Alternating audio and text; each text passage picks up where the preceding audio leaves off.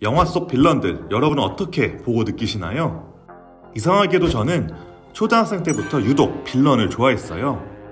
만화 영화에서도 주인공 로봇이 막 변신하고 있으면 악당들이 갑자기 공격 안 하고 기다려주잖아요. 변신할 때까지 계속 주절주절 얘기하다가 꼭 주인공한테 총 맞고 쓰러지고.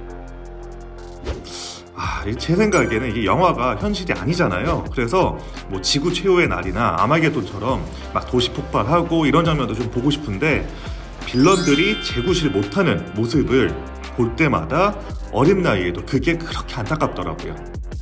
자, 그래서 빌런에 대한 제 애정을 담아 영화 속 빌런들 인물 분석 시리즈를 만들어보면 어떨까 하는 생각이 들었습니다. 오늘은 옆집에 사는 빌런 시리즈 첫 에피소드 준비해봤습니다.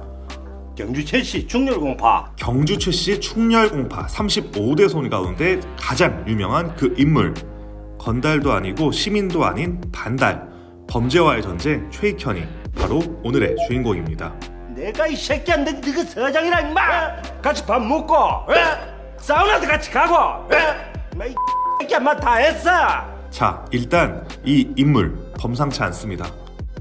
웬만한 한국 영화에 나온 악당들과 비교해도 밀리지 않는 이기주의와 자기합리화는 타의 추종을 불허하죠. 네 아까 명분이 없다고 했지. 모든 일이 최익현 눈에는 귀에 걸면 귀걸이, 코에 걸면 코걸이로 변하게 되는 자기합리화의 신입니다. 세관 공무원이라는 사회적 지위를 이용해서 뒷돈 챙기는 건 기본이고요. 우연히 발견한 일본제 마약을 압수해서 팔아다가 한몫 두둑하게 챙기려고 하는데 그 이유가 가관이죠. 일본으로 히로뽕 좀 갖다 파는 게 뭐가 그 문제입니까? 예?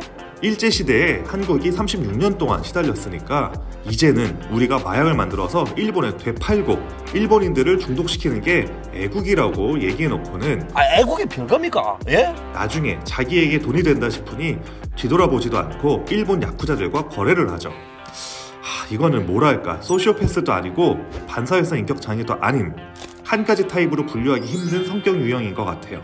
왜냐하면 최익현의 범죄 동기에는 가족에 대한 무조건적인 사랑이 있기 때문이죠. 저는 멕시코 마약 카르텔 보스랑 좀 비슷한 느낌을 받았던 것 같아요. 나르코스에 나오는 콜롬비아 마약왕도 가족한테는 엄청난 애착을 보여주거든요. 최익현도 여동생이 결혼한다고 하니까 없는 살림에 적금 통장 털어서 전셋값을 보태주거나 금시계를 턱턱 내주기도 하죠. 난리 났네, 난리 났어. 어디 오빠 없는 사람은 서러워 살겠네. 자, 이런 최익현의 심리와 성격은 도대체 뭘 반영하는 걸까요?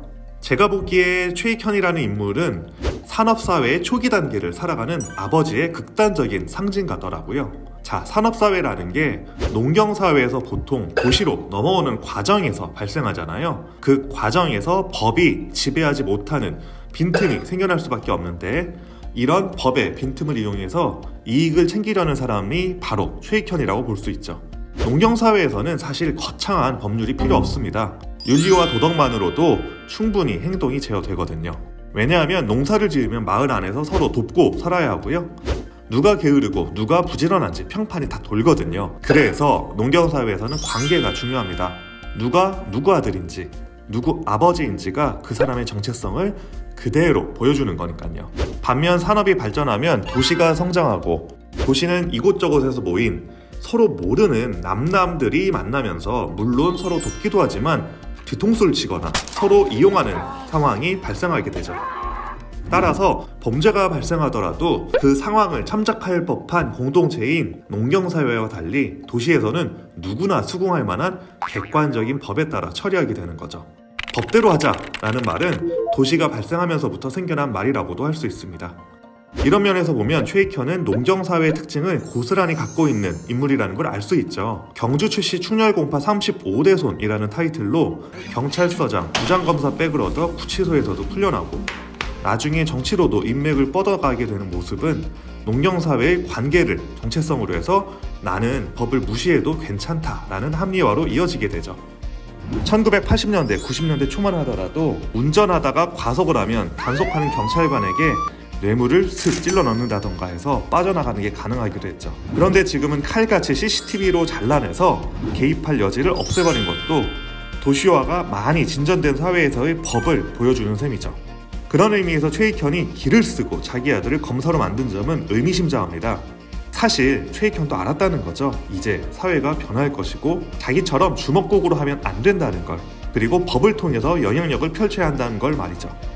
자, 오늘은 범죄와의 전쟁, 최익현의 행동, 그리고 사고방식이 어디에서 비롯되었는지 알아보았고요.